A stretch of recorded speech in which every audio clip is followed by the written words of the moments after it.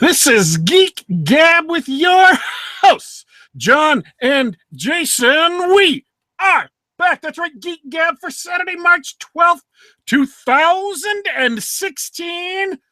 This is the special We Done Been Banned edition of Geek Gab because due to circumstances beyond our control, a random movie distribution company located somewhere in China has launched a DMCA complaint. They have assured, under penalty of perjury, YouTube that our half-hour podcast in which we discussed the Crouching Tiger, Hidden Dragon, Sword of Destiny, they have promised YouTube that my podcast, our podcast, violates copyrights that they hold. I have, of course, launched a counter complaint that takes about 10 days for those to get taken care of. So until then, we won't be broadcasting on the Geek Gab channel. We'll be broadcasting on this channel, which is my personal account. So that's the story of how we came to be broadcasting not on Geek Gab, but on something completely different. That was my week. John, how was your week? Doing good. It's interesting. I noticed that we were on a different account because we've got this this wonderful new picture. Now, I absolutely adore the Geek Gab art that you had done a while back, but I love this illustration of your glorious beard. Can you? I've always wondered about that. Where did you get that? I was involved in a Kickstarter 5 years ago. I spent $150 on this Kickstarter. It's a Kickstarter for a role-playing game. And one of the things in the role-playing game was that if you spent as much money as I did, you could become a character in the game, and they would do you up in a piece of art appropriate for the game. So there were some personnel changes, and they said, well, we don't know if we have everybody's picture. So I wrote them an email. I said, do you have my picture? And they sent me back this and said, is this it? I said, oh, yeah, that's me. So all I got back was a small thumbnail of something I was supposed to get a large print of that I could hang up on my wall. The role-playing game itself has not shipped. It's not been released. None of the stretch goals have been released. So for my $150, all I've ever gotten was a thumbnail of a picture of me. This one, which I've been using as my user picture ever since. Because I figure, you know what? If I'm going to spend $150 and this is all I'm getting out of it, by gum and by golly, I'm going to be using that thing. Well, that's a great thing to use. I love it. So 5 years is pretty bad for Kickstarter. I don't think we're ever seeing that game. I would be very surprised. I mean, bits and pieces of it have kind of sort of been released, but I don't even really think about it anymore unless I see somebody complaining about it. No, is this for like a pen and paper role playing game? Pen and paper role playing game, yes.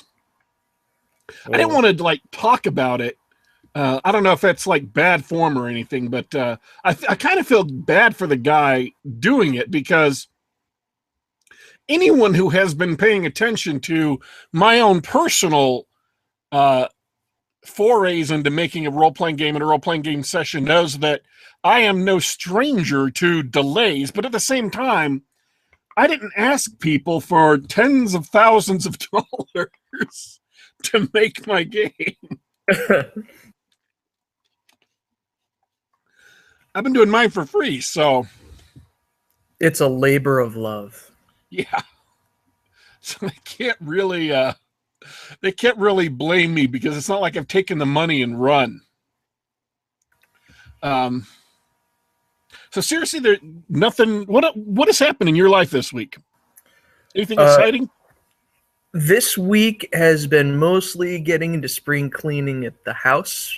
Been playing a lot of games when the sun is down. Still playing that D&D game's going strong once a week. I've got some complaints, but you know. Oh, we should probably announce. By the way, folks, Brian is not with us this week because he is at the Drunken Zombie Film Festival? That's what he said, Drunken Zombie Film Festival. Do you know what that's about? I don't. I did insufficient research on the subject.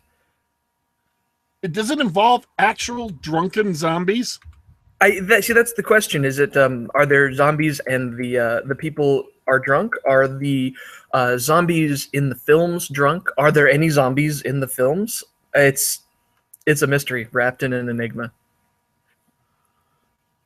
I could try to look it up, but I'm live on the air now. I should have done this before we went live, but you know, we can ask him about it next time he's on. Oh, that's right, because next week when we come back, he will actually be here to give us a full report on everything that happened at the Drunken Zombie Film Festival. So that's at least a big part of next week's show. So have you now I did something this week that I can actually talk about that is topical and pertinent, but I went and saw a movie. I went and saw London Has Fallen. Oh, voluntarily, you mean? Yes, we paid like real money and everything. Although you're the ones. Although I get these points on a special card you get at the movie theater. And for the points for the money I spent on the movie, I got a free ticket to another movie. So it's almost like I didn't pay at all. Oh, okay. You can use that ticket on a good movie. I can use that ticket on, some other movie that is a better movie. Okay, look. There isn't much to say about London Has Fallen. If you saw Olympus Has Fallen, you know exactly pretty much what to expect. There's a president. He's got a big jaw. He used to play Two-Face in The Dark Knight. Terrorists blow up some stuff and kill a bunch of people. And this one Secret Service agent who used to be King Leonidas has to save him. That if you are expecting more than that, if you are expecting deep introspection on the nature of artificial intelligence and its position in human society and whether or not it can be trusted, you will be bitterly disappointed. But then again, that would be your fault because you would be expecting something that this movie doesn't promise. This movie makes some very specific promises and it delivers on every one. There will be terrorists. They will blow stuff up. They will take hostages. And the good guys will have to try and escape them. And it keeps every single one of those promises. If this movie were to have a major failing, it's that it's going for epic and instead lands on unbelievable. It absolutely, without a doubt, the movie, you just can't swallow your disbelief. Let me tell you their plot. And you find this out in the first 10 minutes of the movie. This isn't a spoiler. This is the introduction to the movie. Because you know what's going to happen right from the beginning. The Prime Minister of Great Britain, so spoilers, kind of, maybe a little bit. The Prime Minister of Great Britain dies.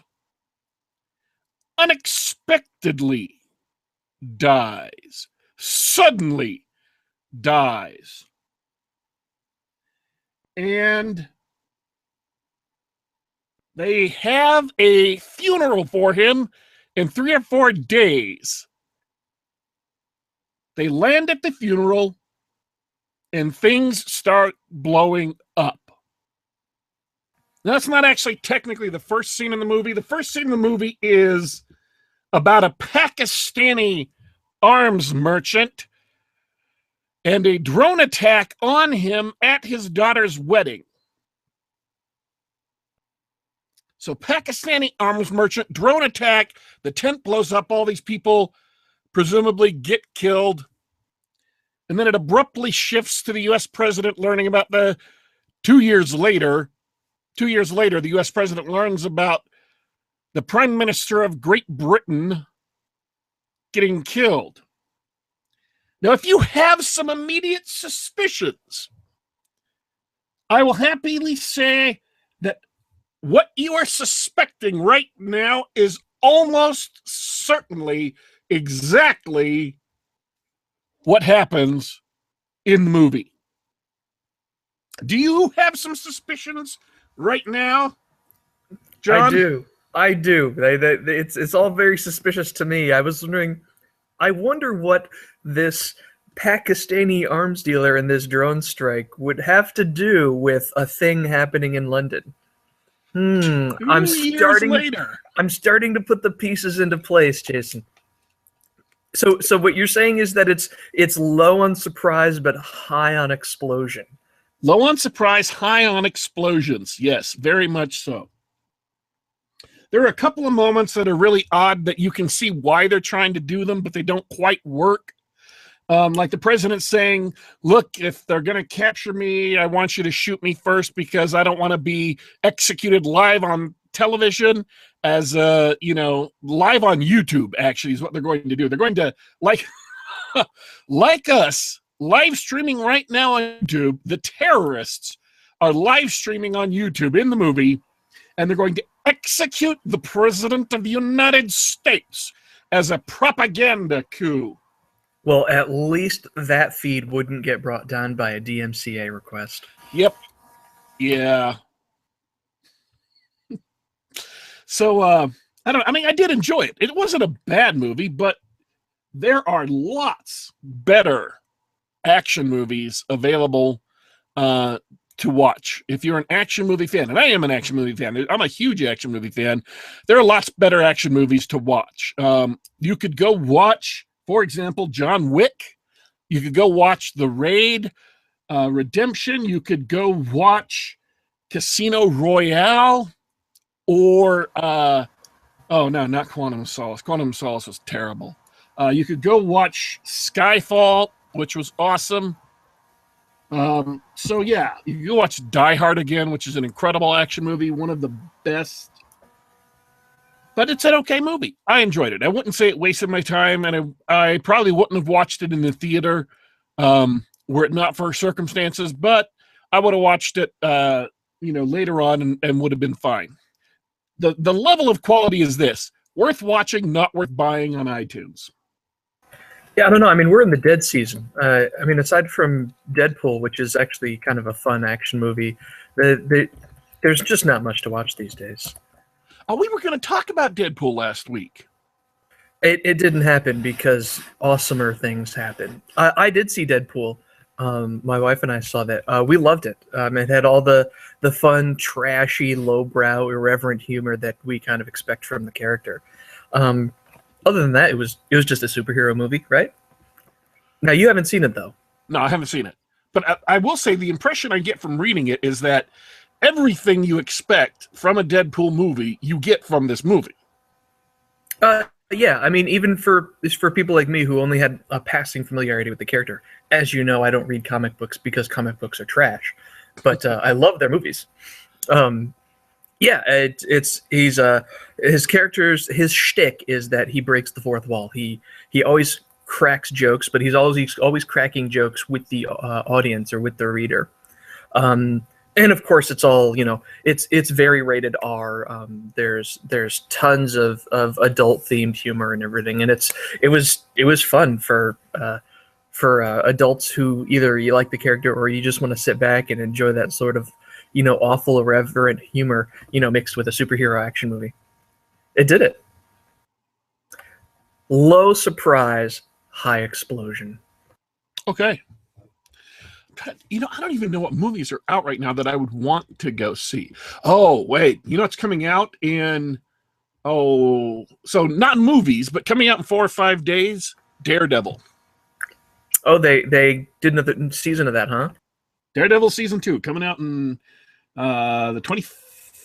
No, I think they're just coming out a week ago yesterday. So very, very soon now. I'm gonna have to start up another 30-day free trial so I can catch that.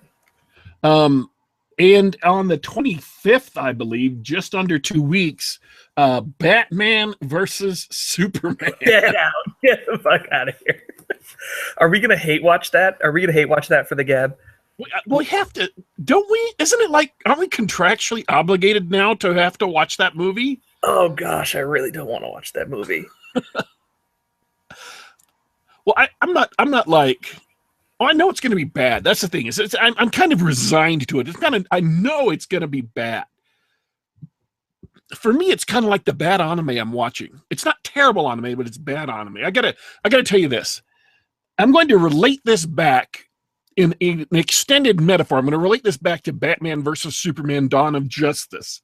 So once I'm done talking about the anime, you're going to have to remind me why I started talking about it. I read something online that made me think about Bubblegum Crisis, which a lot of people who love anime have assured me is excellent.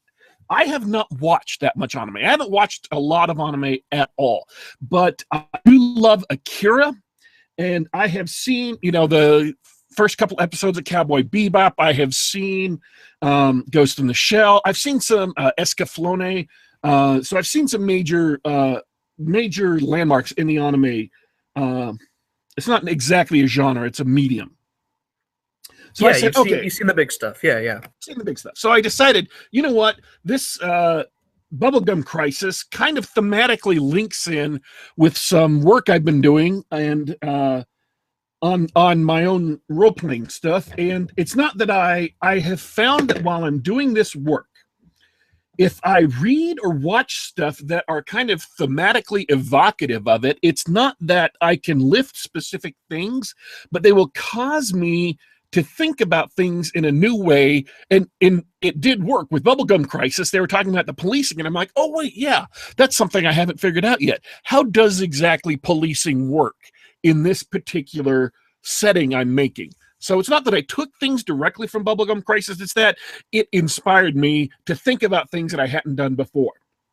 That was my goal in watching it, and as far as that goal goes, it was absolutely 100% achieved.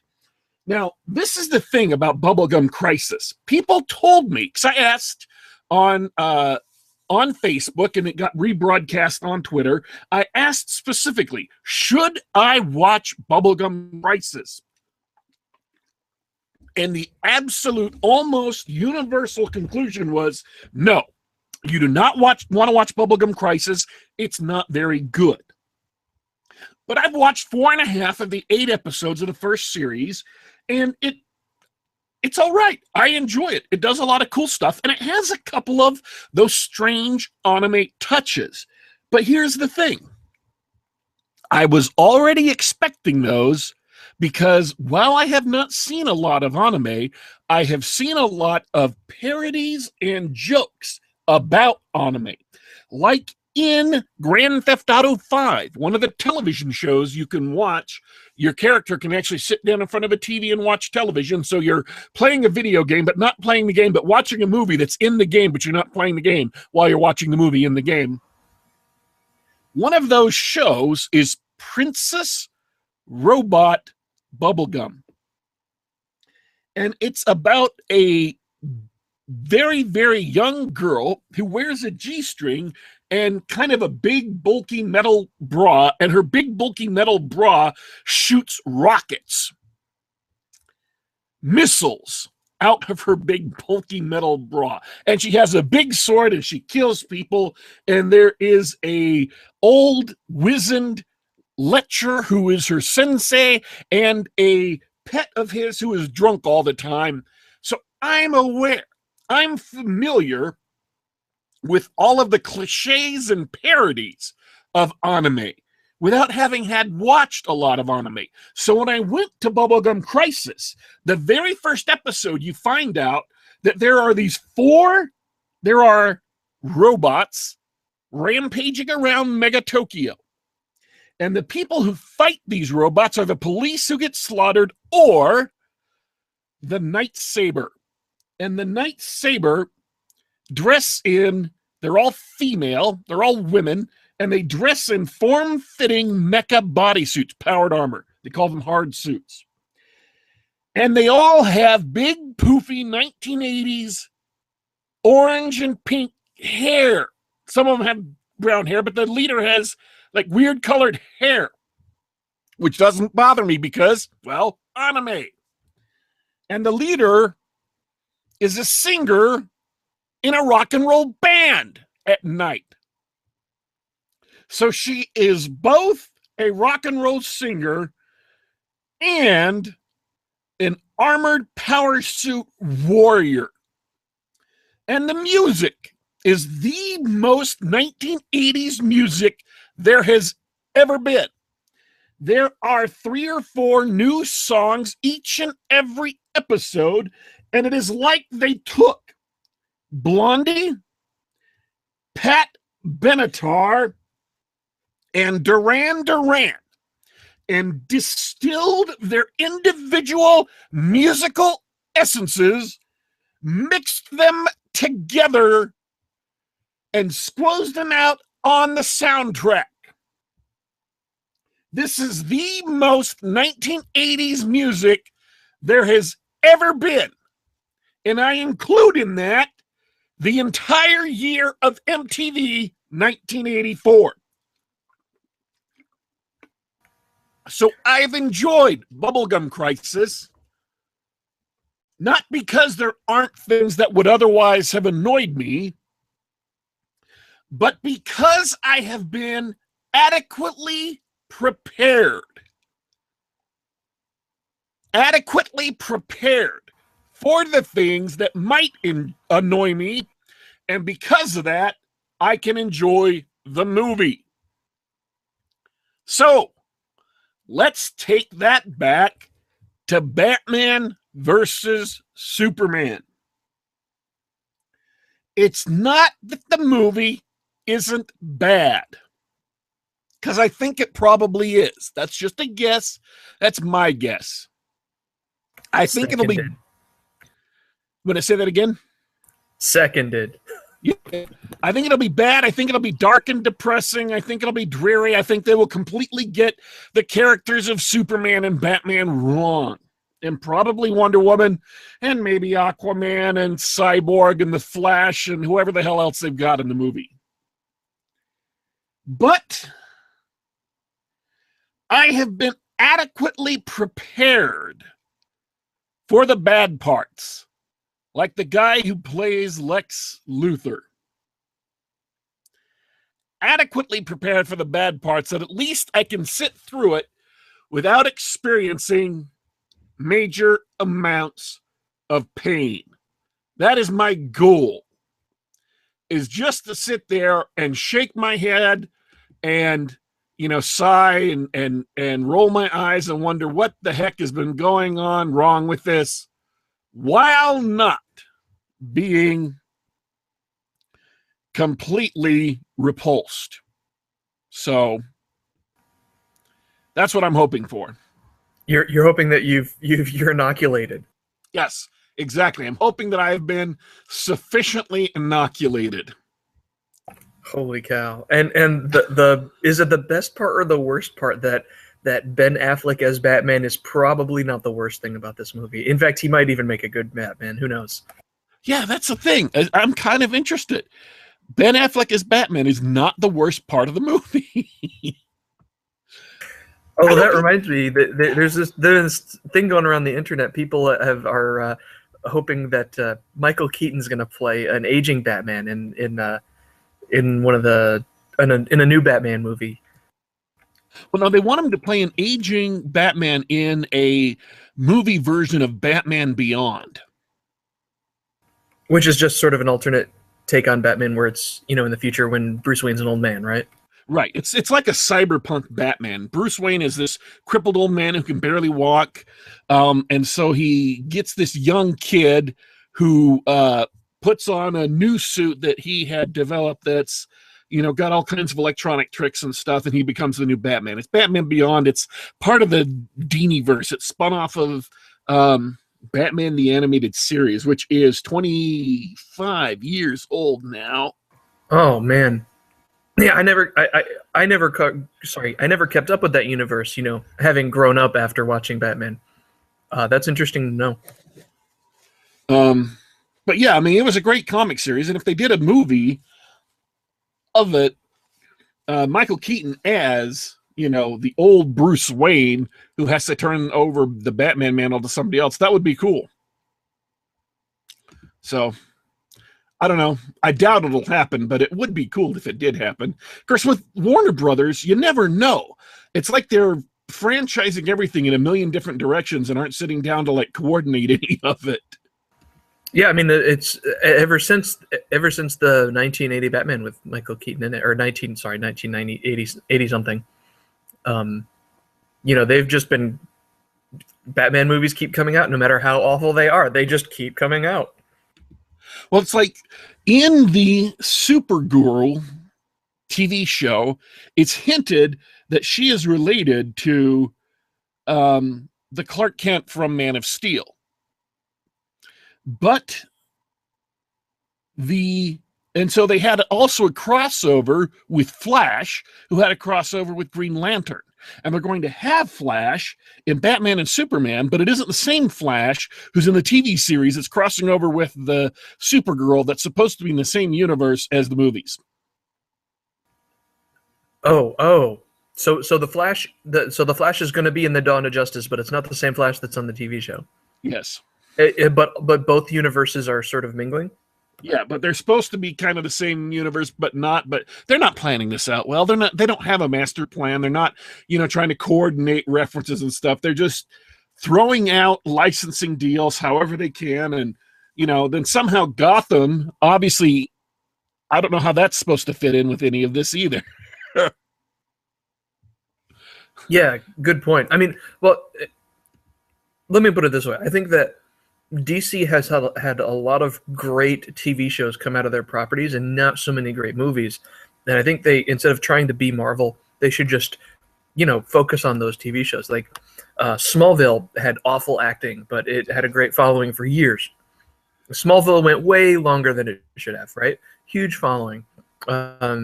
Arrow's actually a pretty good show. Flash is a pretty good show. They're both different shows, right? Yeah. They're different kinds of shows. Arrow's this dark, somber melodrama with awesome choreography, and Flash is lighthearted fun, like an actual superhero show. But I mean, they're popular. They're interesting. People watch them. I don't know why DC's trying so hard with their movies. Well, everybody now wants to make a cinematic universe, and all of them, other than Marvel's, have sucked. I mean, they're trying to make a Transformers cinematic universe now.